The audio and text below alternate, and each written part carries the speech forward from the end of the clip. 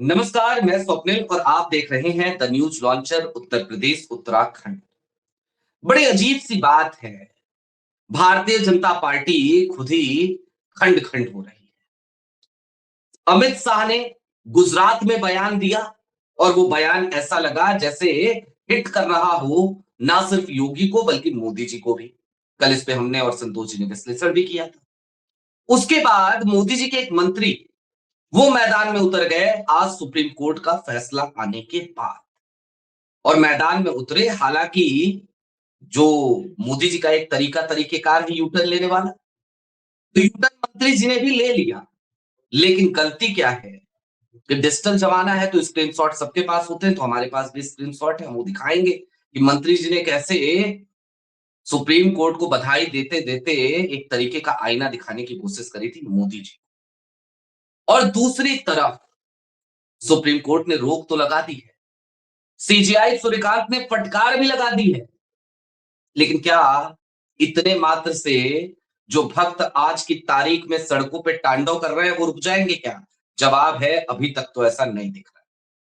जो काम मोदी जी को करना चाहिए था, भक्तों को उम्मीद थी मोदी जी करेंगे, वो काम सुप्रीम कोर्ट से हुआ है, तो भक्त तो और ज्यादा आग बबूला हो जाएंगे। और इसी में एक और आखिरी बात, उसके बाद संतोष जी की तरफ चलेंगे।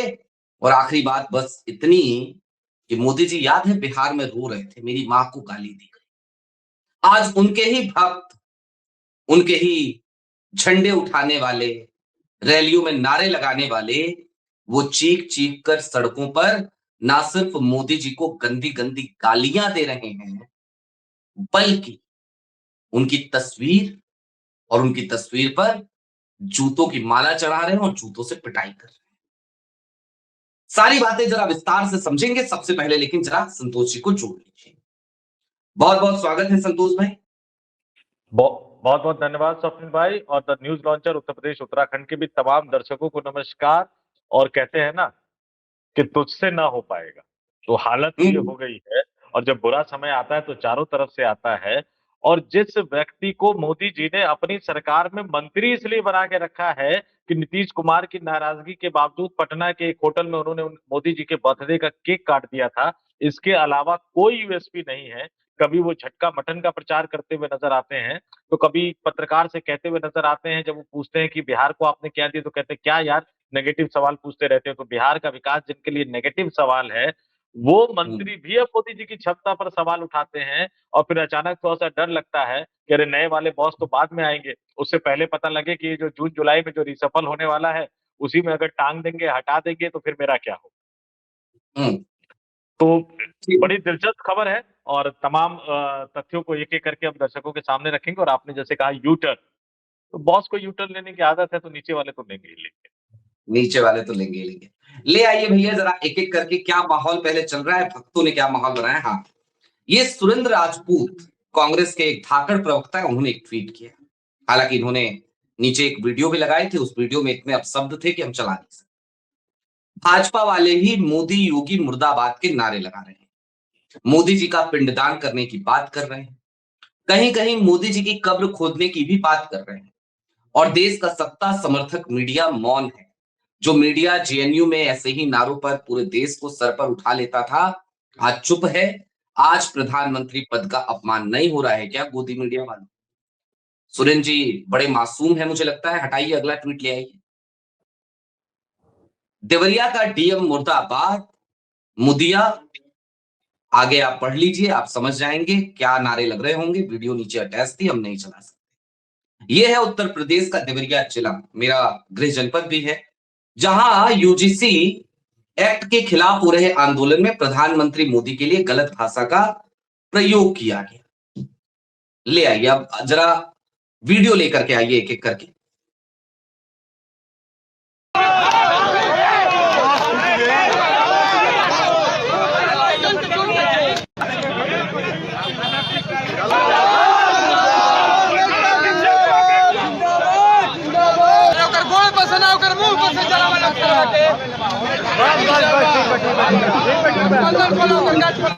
देख लिया दर्शकों ने, हटाइए, ले आइए अगली वीडियो जरा ले आइए।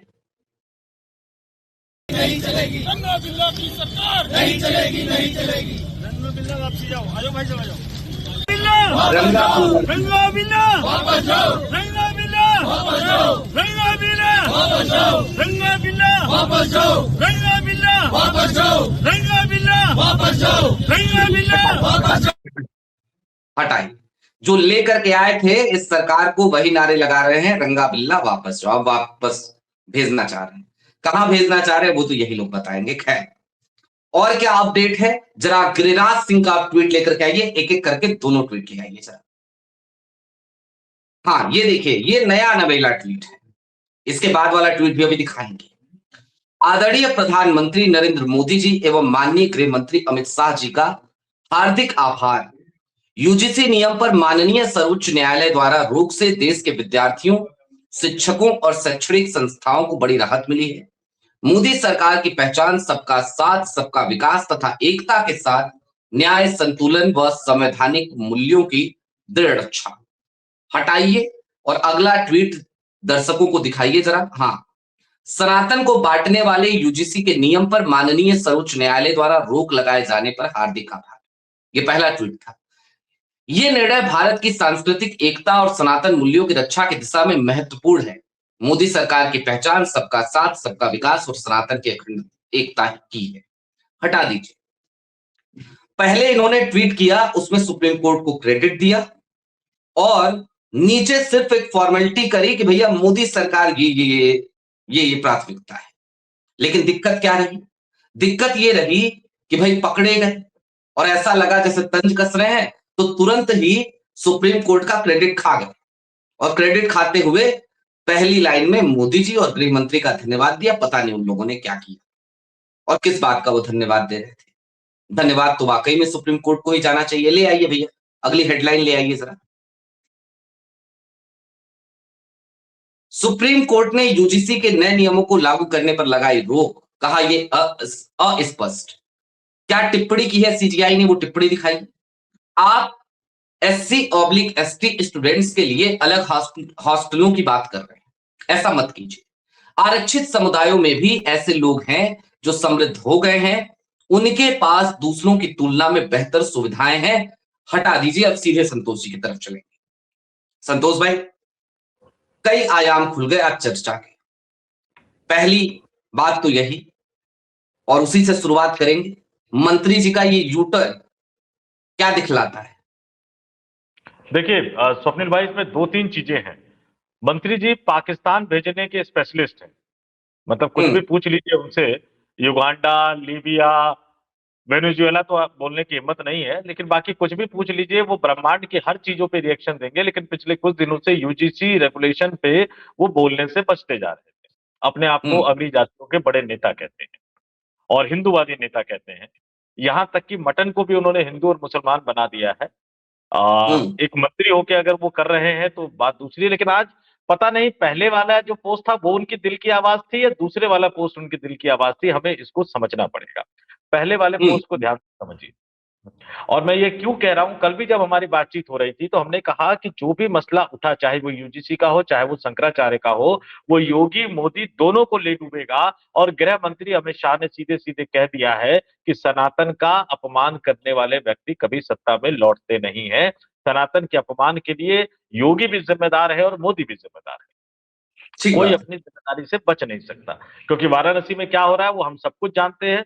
सबको पता है वाराणसी में क्या हो रहा है। और वाराणसी में जो कुछ भी हो रहा है, प्रधानमंत्री अपनी जिम्मेदारी से मुक्त नहीं हो सकते, वो अपनी जिम्मेदारी से बरी नहीं हो सकते। जो भी वाराणसी में जो कुछ भी हो रहा है, ये बात आप मान लीजिए। अब उनके शब्दों पर गौर कीजिए। जो उनके शब्द हैं वो अपने आप में काफी कुछ कहानी बयां करते हुए नजर आते हैं। जो शब्द है वो अपने आप में काफी कुछ बताते हुए नजर आते हैं। और गिरिराज सिंह जो पोस्ट कर रहे हैं, गिरिराज सिंह के पोस्ट को आप समझिए कि किस तरह से वो पहले पोस्ट में तो सनातन विरोधी होने की बात करते हुए नजर आते हैं, यूजीसी पर आरोप लगाते हुए नजर आते हैं। अब सवाल यह है कि जब वो यूजीसी पर आरोप लगाते हैं तो यूजीसी का फैसला किया किसने था? यूजीसी का फैसला किया किसने था? इस चीज को आप समझिए। जो पहली पोस्ट में वो लिख रहे हैं कि भाई सनातन को बांटने वाले यूजीसी के नियम पर माननीय सर्वोच्च न्यायालय द्वारा रोक लगाए जाने पर हार्दिक आभार। इसका मतलब और मायने निकलता है कि सनातन को बांटने वाले यूजीसी के नियम, यानी शिक्षा मंत्री धर्मेंद्र प्रधान, उनके बॉस नरेंद्र मोदी, इन लोगों ने जो नियम बनाया था वो सनातन को बांटने वाला था और सुप्रीम कोर्ट ने रोक लगा दिया, उस पर हार्दिक आभार। बाद में थोड़ा बहुत वो मोदी वो जो एक वो टाइप होता है कि भाई मोदी को श्रेय देना ही देना है, उसके बिना वो कैसे चूक सकते हैं। लेकिन शुरू की लाइनों ने वो मोदी के बारे में उन्होंने पोल खोल दी है। अब दर्शकों को कम कहे को ज्यादा समझना चाहिए। ये पोस्ट उन्होंने किया था 1:49 पे, आज हम्म 1:49 पे। फिर कुछ ना कुछ तो ऐसा हुआ कि उसको डिलीट कर दिया गया और उसके बाद 3:30 पर वो पोस्ट कर रहे हैं, आदरणीय प्रधानमंत्री श्री नरेंद्र मोदी जी और माननीय गृह मंत्री श्री अमित शाह जी का हार्दिक आभार। अब वो आभार दे रहे हैं, लेकिन इस आभार में भी पोल खोलते हुए नजर आते हैं कि सुप्रीम कोर्ट के जज ने स्टे लगाया। अगर इसका श्रेय नरेंद्र मोदी और अमित शाह को दे रहे हैं तो क्या नरेंद्र मोदी ने सुप्रीम कोर्ट के जज पर प्रेशर डाल के इस पे स्टे लगवाया? अब जो एससी एसटी ओबीसी के लोग जो उनको नेता मानते हैं, अब उनको ये सवाल गिरिराज सिंह जी से पूछना चाहिए कि मोदी जी ने ही लागू करवाया और मोदी जी ने ही स्टे लगवा दिया, तो सुप्रीम कोर्ट की स्वायत्तता कहाँ गई? नहीं तो नहीं ये सीधी चीजें तो मैं इस पे एक छोटी सी टिप्पणी में याद दिला दूं। अभी जस्टिस उज्जवल भुइयां ने एक बड़ी अच्छी बात कही। उन्होंने कहा सरकार की जो दखल अंदाजी है ना ईमानदार जजों के काम करने के बीच में, वो ठीक नहीं है। और उज्जवल भुइयां ने बड़ा सीधे तौर पे मतलब कॉलेजियम सिस्टम पे भी सवाल उठाया, तमाम चीजों पे सवाल उठाया और खुल करके बता दिया कि आज की तारीख में सरकार किस तरीके से ईमानदार जजों के ऊपर प्रेशर बना रही है। लेकिन संतोष भाई, एक सवाल और भी है। सुप्रीम कोर्ट ने स्टे लगा दिया है। सुप्रीम कोर्ट के स्टे लगाने के बावजूद ये जो तांडव है, ये तांडव खत्म हो जाएगा क्या भक्तों का? भक्त मान जाएंगे क्या? या भक्त ये कहेंगे कि भाई लगाना आपको था, आपको नियम बदलने थे, ये तो सुप्रीम कोर्ट से हुआ है। देखिए, सुप्रीम कोर्ट के स्टे लगाने के बाद से भी ये मामला खत्म नहीं हो रहा है। देखिए, एक पिटारा खोल दिया है और सुप्रीम कोर्ट के जजों की आप टिप्पणी समझिए। सुप्रीम कोर्ट के जज ने क्या कहा कि आजादी के 75 साल बाद जब हम लग रहा था कि हम जातियों को खत्म करके एक समाज बना रहे हैं, तो आपने जाति वाला विवाद एक बार फिर से खड़ा कर दिया। सुप्रीम कोर्ट के एक जज ने क्या कहा, ये जो खंडपीठ थी उसमें एक जज ने क्या कहा कि ऐसा लग रहा है कि हम अमेरिका के पुराने दौर में लौट रहे हैं, जहां काले लोगों के लिए अलग स्कूल कॉलेज होते थे और गोरे हाँ। लोगों के लिए अलग स्कूल कॉलेज होते थे। तो क्या इस देश में भी अब यही होगा कि अपर कास्ट के लिए अलग स्कूल कॉलेज होगा और एससी एसटी ओबीसी के लिए अलग स्कूल कॉलेज होगा? हिंदू एकता और सनातन की जो बीजेपी की जो कोर थ्योरी थी, उसको सुप्रीम कोर्ट ने आज अपनी तल्ख टिप्पणियों से बेपर्दा कर दिया, बेनकाब कर दिया कि ये समाज को बांटने वाला नियम है, ये स्पष्ट नियम नहीं है। और अगर सुप्रीम कोर्ट ने हस्तक्षेप नहीं किया तो समाज में एक तरह से विभाजन की और बिखराव की स्थिति पैदा हो जाएगी। जो बीजेपी और आरएसएस की आइडियोलॉजी, जो वो करते हैं वो नहीं, जो वो कहते हैं, करते तो खैर क्या करते हैं वो तो सबको पता है, जो वो कहते हैं उस आइडियोलॉजी पर सुप्रीम कोर्ट ने एक बड़ा चोट कर दिया। सुप्रीम कोर्ट ने एक बड़ा हथौड़ा मार दिया। अब भाजपाई कहीं मुंह दिखाने के लायक नहीं। ये विवाद अब थमेगा नहीं, विवाद थोड़ा सा आगे बढ़ेगा। तमाम लोग जो तमाम कहते हैं स्वप्निल भाई, हमें ये समझना होगा कि अब मोदी ने मधुमक्खी के छत्ते में हाथ डाल दिया है, जी। तो डंक तो मारेगा। इस डंक से वो बच नहीं पाएंगे और उन्हीं को डंक नहीं मारेगा, उनके बाद जो आएगा उसको भी डंक मारता हुआ नजर आएगा। और इसको थोड़ा सा मैं आगे ले चलता हूं, बड़े ध्यान से समझिएगा। अभी जो है वो अपर कास्ट आपको सड़कों पे नजर आ रहा होगा। मोस्टली इसमें वो लोग हैं जिन्होंने भारतीय जनता पार्टी को वोट दिया, जो मोदी और हिंदू राष्ट्र इस तरह की बातें करते थे। लेकिन 6 महीने बाद आप देखेंगे, ये 2027 के चुनाव से पहले हो सकता है या 2027 के चुनाव के बाद होगा। रोहिणी कमीशन की रिपोर्ट आएगी, ओबीसी की 2000 से ज्यादा जातियों को लेकर उसमें अलग अलग तरह की कैटेगरी में बांटने की बात कही गई, तो ओबीसी आपको उतनी जातियों में बढ़ती हुई नजर आएगी। और एक और बड़ी बात है जिसको अब समझना चाहिए, जिसकी शुरुआत कई साल पहले हुई थी। सरकारी सेक्टर में नौकरियां खत्म हो रही, अब प्राइवेट सेक्टर में रिजर्वेशन की बात कही जा रही है। बाबा साहब भीमराव अंबेडकर का जो संविधान था उसमें अनुसूचित जाति और अनुसूचित जनजाति यानी एससी एसटी को आरक्षण दिया गया था। अब सरकार ने इस पीड़ित वाली लिस्ट में ओबीसी को डाल के ये बता दिया कि भैया एससी एसटी के साथ ओबीसी भी पीड़ित है। कल को प्राइवेट सेक्टर में जब आरक्षण लागू होगा तो 50% तो होगा नहीं स्वप्निल भाई, वो 5% 10% से शुरुआत होगा। कायदे से ठीक वो है। एससी एसटी को मिलना चाहिए। तो जैसे ही आप एससी एसटी को दोगे तो वो कहेंगे अरे अरे अरे, जनवरी 2026 में देश के प्रधानमंत्री नरेंद्र मोदी ने एक सर्कुलर यूजीसी से जारी करवाया था, जिसमें बताया था कि ओबीसी भी पीड़ित है।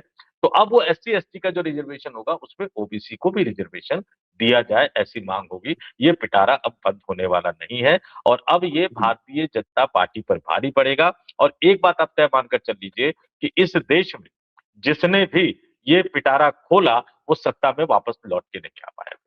ठीक बात है। संतोष भाई, कई लोग ये बात कह रहे हैं और हम भी अगर इस बात पे गौर फरमाएं तो ऐसा दिखता भी है। ये राहुल गांधी के रास्ते पे चलने के चक्कर में, राहुल गांधी को कॉपी करने के चक्कर में, या राहुल को मात देने के चक्कर में, राहुल के एजेंडे को छीनने के चक्कर में मोदी से बड़ी गलती हो गई है क्या?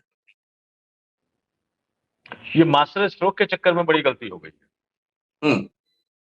बैट्समैन जब आता है, जैसे वीरेंद्र सहवाग आते थे, आते ही हम्म। जय चौका जय छक्का सब मारते थे और हम्म। बहुत अच्छे बैटिंग वो करते थे। लेकिन कई बार इस चक्कर में वो बहुत कम रन पे ही आउट हो जाते थे। हम्म। तो अब इनको एक गलत आदत लग गई है मास्टर स्ट्रोक की, हर चीज पे मास्टर स्ट्रोक मारते हैं। 24 हम्म। का लोकसभा चुनाव आता है तो उससे पहले राम मंदिर का, आधे अधूरे राम मंदिर का उद्घाटन कर देते हैं। इनके भक्त लोग टूट जाते हैं, master stroke master stroke master stroke. हम्म। हम्म। पाकिस्तान से युद्ध लड़े तो मास्टर स्ट्रोक, अमेरिका के दबाव में युद्ध विराम कर दे तो मास्टर स्ट्रोक। हम्म। सदन के अंदर खड़े होकर इनके गृह मंत्री कहते हैं कि क्या बात करते हो, कश्मीर के लिए हम जान दे देंगे, और हकीकत में जैसे ही अमेरिका का फोन आता है तो गिड़गिड़ाने लगते हैं, मास्टर स्ट्रोक। तो वैसा ही मास्टर स्ट्रोक मारने के तहत इन्होंने मास्टर स्ट्रोक मारा।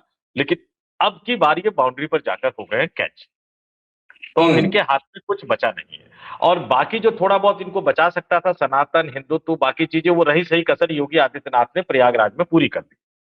इससे भी हम्म। ज्यादा जो थोड़ी बहुत चीजें बच सकती थी वो वाराणसी में जो ये कर रहे हैं पुनर्निर्माण के नाम पर, उस वाराणसी के पुनर्निर्माण के नाम पर वो सारी जो चीजें हैं वो पूरी हो गई है। अब इसको दो तीन चीजों से समझिए। अब ये एक तरफ कुआं है, एक तरफ खाई है, ना उगलते बन रहा है ना निगलते बन रहा है। अगर आप इसको वापस ले लेते हैं, देखिए अभी तो सुप्रीम कोर्ट में जवाब देना है, और मैं ये आपको निश्चित तौर पर बता दूं कि जो तारीख सुप्रीम कोर्ट ने दी है उस तारीख में जवाब नहीं दे पाई। आज हम्म। भी पूछा गया था सरकार के वकील से कि आप कुछ बोलेंगे, तो कह रहे नहीं ये बहुत महत्वपूर्ण मुद्दा है, संवैधानिक मुद्दा है, तो हमें थोड़ा सा वक्त दीजिए। आपको पता नहीं था कि सुप्रीम कोर्ट में गया है मामला? आपको पता था सुप्रीम कोर्ट में गया है? कितना वक्त चाहिए था आपको इसको लेकर? तमाम हाँ। मीडिया तमाम चीजें चिल्ला रही है। इसका मतलब है कि अब सरकार को समझ में नहीं आ रहा कि इससे निकले तो कैसे निकले। इसको कंटिन्यू करेंगे तो जो उनका वोट बैंक है, जिन्होंने उनको एक तरह से प्रधानमंत्री बनाया, वो नाराज हो जाएंगे। इसको कंटिन्यू नहीं करेंगे तो फिर एससी एसटी ओबीसी नाराज हो जाएंगे। वो ओबीसी जिसको लेकर गर्व से ये मंच पर खड़े होकर कहते हैं कि मैं ओबीसी प्रधानमंत्री हूं और मुझसे बड़ा ओबीसी कौन है? मेरे मेरे मंत्रिमंडल में इतने मंत्री हैं, और अपने लिए वो कौन से शब्द का इस्तेमाल करते हैं वो मैं नहीं करूंगा। यहाँ दर्शकों को पता होना चाहिए कौन से शब्द का इस्तेमाल करते हैं। मेरे लिए तो माननीय प्रधानमंत्री हैं, हम हाँ। सबके प्रधानमंत्री हैं। लेकिन वो ठीक खुद बात। अपने लिए ऐसे ऐसे शब्दों का यूज करते हैं। और बाकायदा जेपी नड्डा जब राष्ट्रीय अध्यक्ष हुआ करते थे तो प्रेस रिलीज जारी करके बताया था कि विपक्षी नेताओं ने उन्हें कब कब क्या क्या गालियां दी। हम्म। और हकीकत में यह है कि अगर वो ये प्रेस रिलीज बना दे कि ये नरेंद्र मोदी ने कितनी बार क्या क्या कहा विपक्षी नेताओं के लिए, तो शायद उससे लंबी प्रेस रिलीज वो बन जाएगी। ठीक बात है। संतोष भाई, एक चलते चलते एक सवाल और आता है जहन में। ठीक है, चलिए मान लिए सुप्रीम कोर्ट में अब जवाब देंगे। हालांकि सुप्रीम कोर्ट की गाइडलाइन ये भी है, आज जो एक आदेश आया है, एक तो स्टे लगाया है, दूसरा कहा है कि इसका फिर से रिवीजन किया जाए। ये सरकार जो रिवीजन करेगी, इसमें क्या लग रहा है, ये रिवीजन करने के बाद क्या वाकई में अब जो है यूजीसी के ये जो नए नियम है प्रमोशन ऑफ इक्विटी, इसमें वो बदलाव हो पाएंगे जिससे ये अपने भक्तों को साध सकें? पॉसिबिलिटी है कहीं? बिल्कुल भी संभव नहीं है। अब सरकार इस मामले को सिर्फ टालमटोल करना चाहे, हम्म। या सरकार का जो जवाब होगा वो पहला पैराग्राफ, दूसरा पैराग्राफ, तीसरा पैराग्राफ कुछ और कह रहा होगा, और नीचे के जो 3-4 पैराग्राफ होंगे वो कुछ और कह रहे होंगे। सरकार हम्म। सुप्रीम कोर्ट के कंधे पर एक तरह से बंदूक डालकर अपने आप को इससे बचाना चाहेगी। अब मुझे नहीं लगता कि जस्टिस हम्म। सूर्यकांत कितना कर पाएंगे। देखिए, तल्ख टिप्पणियां करना और फैसले देना, ये माफ जुडिशरी के लिए तो माफी के साथ मैं कहूंगा कि टिप्पणियां बहुत तल्ख करते हैं, लेकिन जब वो टाइप पेन तो अब नहीं चलता है, अब तो वो कमांड देते हैं जो टाइप होता है, तो जब वो टाइप करवाते हैं अपने जजमेंट को, तो उसमें वो तल्खी कहीं नजर नहीं आती। अगर उसमें वो तल्खी कहीं नजर आ रही होती तो आज इस देश के लोकतंत्र की ये हालत ना होती। बड़े सम्मान के साथ मैं कहूंगा। तो फैसला क्या आएगा उसके लिए हमें इंतजार करना पड़ेगा। लेकिन एक बात तय मानकर चल लीजिए कि ये इस देश के न्यायपालिका का जो परफेक्ट ट्रेंड सेट है ना, तारीख पर तारीख, तारीख पर तारीख, ये केस उसी का एक उदाहरण बनने जा रहा है। अब 2012 वाला जो है लागू है, चलता रहेगा जब तक चलता रहेगा। सरकार इसको कम से कम अगले 1.5-2 सालों तक या यूपी के विधानसभा चुनाव तक टालने की कोशिश जरूर करेगी, क्योंकि दूसरी तरफ जो अखिलेश यादव है वो पीडीए के फॉर्मूले को लेकर सरकार को घेरने की कोशिश कर रहे हैं। तो ऐसे में सरकार कोई जोखिम लेना नहीं चाहेगी। अब जो भक्त लोग हैं, भक्त दोनों तरफ के हैं, दोनों तरफ के भक्त लोग हैं, जो एक मसीहा बता रहे हैं उनको, एक कह रहे हैं कि हमको धोखा दे दिया इन्होंने। अब दोनों तरफ के भक्त लोगों के लिए जब तक वो कोई ऐसा लॉलीपॉप लेकर नहीं आ जाएंगे जो इस तरफ से भी नारंगी दिखे और दूसरी तरफ से भी नारंगी दिखे, तब तक शायद वो इसका एक कंक्रीट जवाब नहीं दे पाएंगे। और अब जो पूरा ये मामला है, संसद में राष्ट्रपति के अभिभाषण पर धन्यवाद प्रस्ताव पर चर्चा का जवाब भी देना है अगले कुछ दिनों में। उसमें देखते हैं प्रधानमंत्री क्या कहते हैं। आज बड़ी गुडी गुडी बातें कही उन्होंने, बड़ी अच्छी बातें उन्होंने कही जब मीडिया को संबोधित करने आए। लेकिन मोटे तौर पर कि अब मोदी सरकार इस मामले में पूरी तरह से फंस गए हैं। और ये भी जो मेरे पास सोर्सेज है कि अब जो कहीं ना कहीं आप ये मानकर चल लीजिए कि शिक्षा मंत्रालय को एक तरह से बदलना पड़ेगा। शिक्षा मंत्रालय में एक अहम बदलाव करने पड़ेंगे। शिक्षा मंत्रालय को अब आपको एक नई दिशा और दिशा देनी पड़ेगी। जिस तरह के आरोप लगते हैं एनटीए पर, जिस तरह के आरोप लगते हैं अन्य एजेंसियों पर, जिस तरह से करप्शन के आरोप लगते हैं, जिस तरह से इन्होंने एजुकेशन सिस्टम का एक तरह से बंटाधार कर दिया है, एनटीए कोई भी एग्जाम फुल प्रूफ तरीके से नहीं करवा पाती है। यानी पूरा का पूरा जो अपर एजुकेशन सिस्टम है उसको एक तरह से कोलैप्स के कगार पर ला दिया है। और सिर्फ किस लिए? क्योंकि प्रधानमंत्री को लगता है, वैसे तो सारे मंत्री हैं लेकिन फिर भी थोड़ा फर्क होता है, कई मंत्री अपना दिमाग भी लगा देते हैं। क्योंकि प्रधानमंत्री को लगता है, इनको कहा जाता है कि इसको ये बनाना है तो बना दीजिए, इसको ये बनाना है तो बना दीजिए, इसको ये बनाना है तो बना दीजिए। ये कहीं कोई अपना दिमाग उमाग लगाते नहीं है। भक्तों की एक टोली जरूर है जो इसका ठीकरा धर्मेंद्र प्रधान पर फोड़ना चाहती है। लेकिन मैं स्पष्ट तौर पर बता दूं कि ये फैसला धर्मेंद्र प्रधान का नहीं, ये फैसला देश के प्रधानमंत्री नरेंद्र मोदी का है, जिसको वो मास्टर स्ट्रोक समझकर चल रहे हैं। लेकिन इस मास्टर स्ट्रोक ने उन्हीं के सामने दुविधा की स्थिति पैदा कर दी है, सरकार को बुरी तरह से फंसा दिया है। हालत यह है कि उनके समर्थन में, ध्यान से देखिएगा, क्या आरएसएस का बयान आया है? कुछ कहीं नहीं आरएसएस का बयान आया है। अखिल भारतीय विद्यार्थी परिषद का एक बयान जरूर आया है जिसमें थोड़ा बहुत उन्होंने विरोध करने की कोशिश की है। और फिर कुछ ब्राह्मण नेताओं को आगे कर दिया गया। कलराज मिश्रा ने बयान दिया। अब कलराज मिश्र के बयान के क्या मतलब मायने हैं आप समझ लीजिए। मतलब दूसरे तरफ को संतुष्ट करने का ये प्रयास तो कर रहे हैं, लेकिन कई बार ऐसा होता है कि जब आप दोनों को बेवकूफ बनाने की कोशिश करते हैं तो दोनों ही समझ जाते हैं कि आप उसके साथ खेला करते हैं। नहीं नहीं, एक बयान और महत्वपूर्ण है संतोष भाई। बृजभूषण शरण सिंह के बेटे जो सांसद है करण, प्रतीक भूषण ने तो बहुत पहले ट्वीट कर दिया था। करण को लेकर के आरोप लग रहे थे कि भाई वो स्टैंडिंग कमेटी के मेंबर थे और उसके बावजूद जो है दिग्विजय सिंह भी थे हालांकि, तो ये कहा गया कि भाई करण भूषण थे और उसके बावजूद जो है उन्होंने विरोध नहीं किया। और जब ये कहा जाने लगा और जब ये बहुत तेजी से वायरल हुआ, तो करण भूषण ने बकायदा आज की तारीख में एक ट्वीट किया, आज या कल में किया है। उन्होंने कहा कि भाई हमसे कोई राय नहीं ली, इसमें हमारा कोई इनपुट नहीं है, हमारी तरफ से कोई इनपुट नहीं है, हमारी कोई गलती नहीं है इस यूजीसी के नए नियम। तो वो तो खुद अपना पल्ला झाड़ रहे हैं। इनके नेता तो ऐसे ऐसे नेता है जो खुद अपना पल्ला झाड़ रहे हैं और खुद मोदी जी का विरोध कर रहे हैं। नहीं, दिग्विजय सिंह भी पल्ला झाड़ रहे हैं। और आपने बड़ा अच्छा ये सवाल उठाया संसदीय कमेटियों वाला। इस पर थोड़ा सा, चूंकि मैंने पार्लियामेंट प्रोसीजर को लंबे समय तक कवर किया है, देखिए वहां फैसले बहुमत से लिए जाते हैं। आपको याद है वक्फ कानून को लेकर? हाँ भाई, कमेटी बनी, ओवैसी विरोध में, समाजवादी पार्टी के सांसद विरोध में, तृणमूल कांग्रेस के सांसद विरोध में, जितने अन्य सदस्य थे उस कमेटी के लगभग विपक्ष के सारे सांसद विरोध में थे। लेकिन बहुमत के आधार पर जगदम्बिका पाल वाली कमेटी ने सिफारिश तो कर दी जो सरकार चाहती थी। ठीक बात। अच्छा, बृजभूषण शरण सिंह के बेटे से सहमति नहीं ली गई तो उनको कम से कम ये तो बताना चाहिए कि वो कितने इसकी बैठकों में वो गए, स्टैंडिंग कमेटी की बैठकों में। राहुल गांधी भी एक कमेटी के मेंबर है, प्रियंका गांधी भी एक वन नेशन वन इलेक्शन के मेंबर है और तमाम बैठकों में जाते हैं। अब इन सांसदों की जवाबदेही भी तय करने की बात है कि सत्ता के मजे तो आप लूटोगे, पार्टी के मेंबर आप होंगे, उस कमेटी के मेंबर आप होंगे। कमेटी देश दुनिया घूमने जाएगी तो उसके मेंबर के तौर पर आप ऐश मौज करते हुए नजर आओगे, और जब फंस जाओगे तो जिम्मेदारी से पल्ला झाड़ते हुए नजर आओगे। दिग्विजय सिंह भी पल्ला झाड़ते हुए नजर आ रहे हैं। लेकिन यहाँ पे हम्म, सवाल मैं दूसरा उठाता हूँ, इस सवाल को उठना हम्म, चाहिए। कुछ भी बुरा होता है तो मोदी सरकार कहती है कि भैया कांग्रेस ने शुरू किया। हम्म। अगर कांग्रेस ने शुरू किया और आपको भी वही काम करना है तो भैया फिर कांग्रेस को ही ना चुन ले। हाँ, फिर आप हो क्यों? फिर आप हो क्यों? अब दूसरी बात कि भाई ये कमेटी की रिपोर्ट थी, रिपोर्ट कमेटी की थी, लेकिन यूजीसी आपकी, हाँ, शिक्षा मंत्री आपके हैं। और मुझे ये जी, बता दें कि आपने विपक्षी नेताओं वाली कमेटी के कितने सिफारिशों को आपने माना है। अन्य कमेटियों की बात करता हूं, वो सिफारिशें करते करते रह जाते हैं। और बाकी जिन कमेटियों के अध्यक्ष अपोजिशन के मेंबर नहीं भी हैं, उनकी भी बात कर लेता हूं। जिनके हम्म, अध्यक्ष अपोजिशन के मेंबर नहीं है, लेकिन उसमें भी अपोजिशन के सांसद जरूर होते हैं। अध्यक्ष भले ही बीजेपी की रूलिंग पार्टी के हो, बहुत सारी समितियां ऐसी है, उसमें हम्म। अपोजिशन के सांसदों की कितनी राय को नोट किया जाता है। अरे सिर्फ वक्फ वाले मामले में ही केसी वक्फ वेणुगोपाल जो फिनांस को लेके कमेटी है उसके अध्यक्ष हैं। और पीएससी को माधवीपुरी बुच लेकर को उन्होंने, हाँ, और माधवीपुरी बुच को उन्होंने समन किया था। क्या हो गया उस मामले में? वो अध्यक्ष है उस कमेटी की, वो उस कमेटी उस के अध्यक्ष है।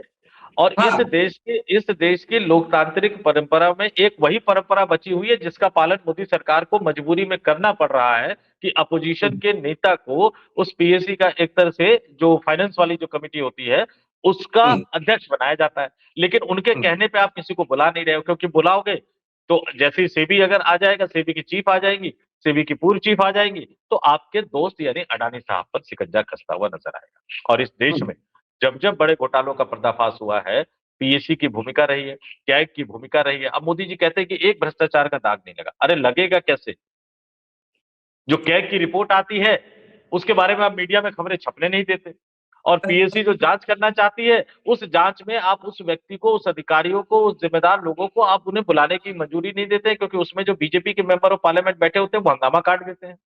हाँ, वो उनको सही से काम करने नहीं देते। अगर सही से काम करने दे तो इस देश का कोई भी ऐसा सेक्टर नहीं है, मैं फिर से दोहरा रहा हूं, इस देश का कोई भी ऐसा सेक्टर नहीं है जिसमें घोटाला ना हुआ हो। आप किसी भी सेक्टर पे उंगली रख दीजिए, उस सेक्टर में घोटाला हुआ है। लेकिन वहां आप विपक्ष की बात नहीं मानेंगे। यहाँ ठीकरा आप दिग्विजय सिंह के माथे फोड़ते हुए नजर आ रहे हैं। लेकिन अब जो सबसे अच्छी बात क्या है कि आपने भक्तों की बात कही, दोनों तरफ के भक्त अब इस बात को समझ चुके हैं। और ये गिरिराज सिंह का पहले वाला पोस्ट जो था वो तो मोदी को बेनकाब कर रहा था, और दूसरे वाला पोस्ट ये बता रहा है, वो तो एससी एसटी ओबीसी को देखना चाहिए कि भाई मोदी के अपने मंत्री कह रहे हैं कि भाई सुप्रीम कोर्ट ने जो स्टे लगाया है उसमें मोदी और अमित शाह का यूज। अब बिल्कुल ठीक बात है। क्या कहना चाह रहे थे गिरिराज सिंह, ये गिरिराज सिंह के हिस्से में छोड़ते हैं। लेकिन जो जागरूक दर्शक है, मैं भक्तों की बात नहीं कर रहा, और भक्तों से मुझे कोई उम्मीद नहीं है। बाकी जितने यूट्यूब पे आजकल जो फ्रीलांस जर्नलिस्ट हैं जो ये कह रहे हैं कि देखो मोदी सरकार के खिलाफ बड़ी बगावत हो गई, ये हो गया, वो हो गया, सरकार हिल गई, भक्त नाराज हो गए। मैं एक बात आज कह देना चाहता हूं, भक्तों की नाराजगी जायज भी है, दिख भी रही है। लेकिन ये जब वोट डालने जाएंगे ना तो वहां पे इनको कुछ और याद आ जाएगा, ये वोट वहीं डाल के। तो इन भक्तों के रोने पे, पीटने पे, जूता फेंकने पे, गालियां देने पे, बाकी आपको जो है वो उत्साहित होने की जरूरत है नहीं। और आपको अपना मतदान सोच समझ के वैसे ही करना है जैसा आप करते रहे हैं, क्योंकि आपका मत बड़ा जरूरी है। अभी के लिए दीजिए इजाजत। बहुत बहुत शुक्रिया संतोष। हाँ जी, जी। एक आखिरी लाइन में कहना चाहूंगा कि अच्छी रोटी अगर बनानी है तो रोटी को अलटते पलटते रहना चाहिए। रोटी को अलटते पलटते रहना चाहिए, नहीं अलटे पलटे हैं तो देख रहे हैं 11 साल का ये हाल। चलिए इजाजत दीजिए। बहुत शुक्रिया संतोष भाई, बहुत शुक्रिया। बहुत बहुत धन्यवाद।